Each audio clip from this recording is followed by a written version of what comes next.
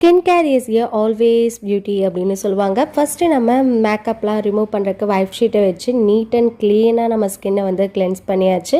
Again வந்து பார்த்தீங்க அப்படின்னா ஃபேஸ் வாஷை யூஸ் பண்ணி ஸ்கின் எப்படி க்ளீனப் பண்ணலாம் அப்படிங்கிறத பார்த்துருவோம் அப்படிங்கிற மாதிரி. ஸோ வாங்க போய் ஃபேஸ் வாஷ் பண்ணிட்டு வந்துடுவோம்.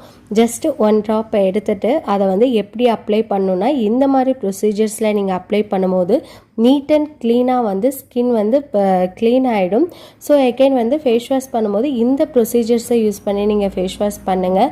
சும்மா டவலை வந்து போட்டு ரஃப் பண்ணாமல் லைட்டாக டச் பண்ணி எடுத்திங்கனாவே நீட் அண்ட் க்ளோவாக இருக்கும். Next hair care routine, just rosemary வாட்டரை ஸ்ப்ரே பண்ணிவிட்டு எகெயின் வந்து ரோஸ்மெரி வாட்டர் ஃபில் முடிஞ்சிச்சு. எகெயின் வந்து நான் ரெகுலராக டாக்டர் கொடுத்துருக்கக்கூடிய மெடிசன்ஸையும் அப்ளை பண்ணுவேன். Everyday night care.